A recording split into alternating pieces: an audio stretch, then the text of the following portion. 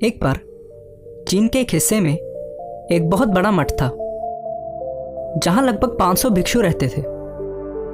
वो सभी अपने गुरु के मार्गदर्शन में खुद को जानने का अभ्यास कर रहे थे। एक दिन एक लड़का उस मठ में शिष्य बनने के लिए आया। उसने मास्टर से कहा, मास्टर, मैं खुद को जानना चाहता हूँ। मैं सच की तलाश कर रहा हूँ। मैं पता लगाना चाहता हूँ कि सच क्या है। मास्टर ने उसकी ओर देखा और कहा कि अगर तुम सच जानना चाहते हो तो तुम्हें अपना पूरा जीवन दांव पर लगाना होगा। सच को जानने में तुम्हारा पूरा जीवन लग सकता है, और फिर भी इस बात की कोई गारंटी नहीं है कि इस जीवन काल में तुम्हें सच का पता लगेगा या नहीं। क्या तुम इसके लिए तैयार हो? शिष्य ने कहा, मास्टर, मैं यहाँ पीछे मुड़ने के लिए नहीं आया हूँ, मैं इसके लिए तैयार हूँ। गुरु ने कहा, अगर ऐसा है तो एक काम करो, इस मठ में 500 भिक्षु हैं, तुम उनके लिए चावल कूटने का काम करो। बस सुबह से शाम तक चावल को कूटते रहो। जब तुम थक जाओ तो सोने चले जाओ और फिर अगली सुबह उठकर चावल कूटना शुरू कर दो। इसके अलावा कुछ और मत करना, किसी और चीज़ के बारे में मत सोचना। बस इस रास्ते पर चलते रहना और दोबारा मेरे पास मत आना। ज़रूरत पड़ने पर मैं खुद तुम्हारे पास आऊँगा। उस लड़के ने गुरु के आदेश का पालन करते हुए चावल कूटना शुरू कर दिया। उस मठ में 500 शिष्य थे। उन सभी को समय समय पर भोजन की आवश्यकता पड़ती थी, इसलिए वो सुबह बहुत जल्दी उठ जाता था और देर रात तक चावल कूटता रहता था। जब वो थक जाता तो उसी कमरे में सो जाता जहां वो चावल कूटता था। वो किसी से बात नहीं करता था और ना ही कोई उसके पास बात करने आता था।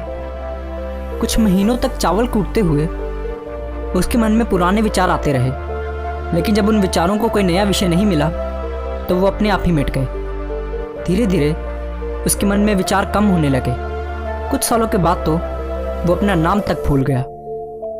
वो हमेशा चुप रहता और विचारहीन अवस्था में बस चावल कूटता रहता।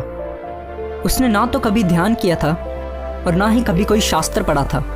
मठ के बाकी शिष्य उसे मूर्ख समझते थे। ऐसा करते हुए 12 साल बीत गए। 12 साल बाद एक दिन मास्टर ने घोषणा की कि अब मेरा आखिरी समय आ रहा है और मुझे अपना उत्तराधिकारी चुनना है, जो मेरे बाद इस मठ का मुखिया होगा। इसलिए मेरा कोई भी शिष्य जिसे लगता है कि उसे आत्म साक्षात्कार हो गया है और उसने खुद को जान लिया है, वो रात को मेरे दरवाजे के पास आकर इस दीवार पर कुछ पंक्तियां लिखे जिसमें उसकी ज़िंदगी का सारा अनुभव समाया हो। कई शिष्यों ने ऐसा करने के बारे में सोचा। मठ के प्रमुख शिष्यों में से एक ने वहां जाकर कुछ पंक्तियां लिखी। उसे बौद्ध धर्म ग्रंथों का बहुत ज्ञान था। सभी शिष्यों को लगता था कि वो इस मठ का उत्तराधिकारी बन सकता है। उसने लिखा था कि मन एक दर्पण की तरह है जिस पर विचारों और इच्छाओं की धूल जमा हो जाती है। इस धूल को हटाने के लिए ही ध्यान है। जिसकी धूल हट जाती है और मन का दर्पण साफ हो जाता है, वो मोक्ष को प्राप्त कर लेता है।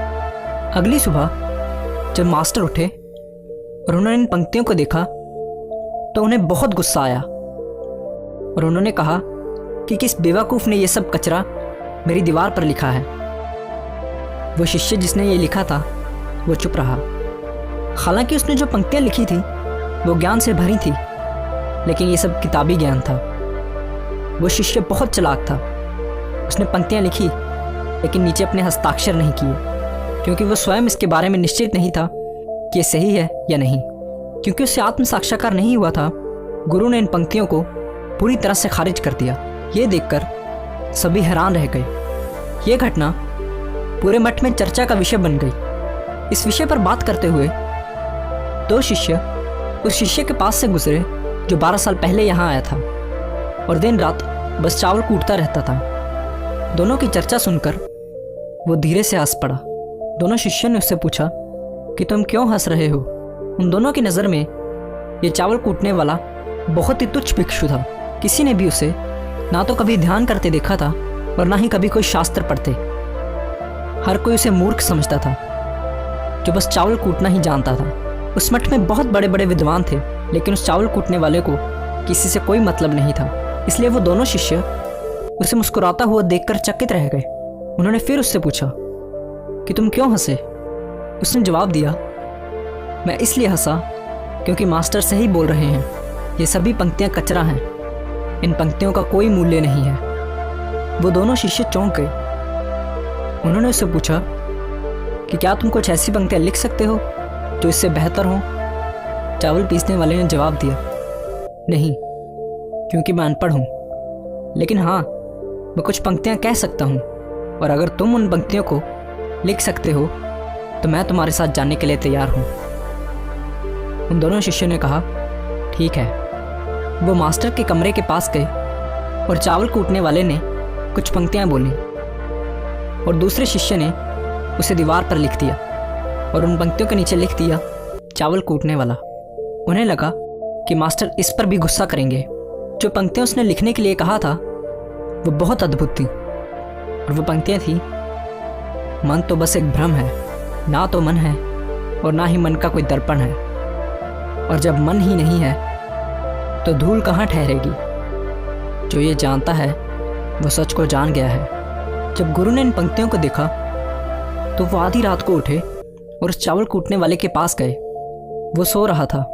मास्टर ने उसे जगाया और कहा कि ये लो, मेरी छड़ी और मेरे वस्त्र ले लो, आज से तुम मेरे उत्तराधिकारी हो, लेकिन अभी इस मठ को छोड़कर दूर चले जाओ, क्योंकि इस मठ में बहुत सारे विद्वान हैं जो खुद को तुमसे श्रेष्ठ मानते हैं।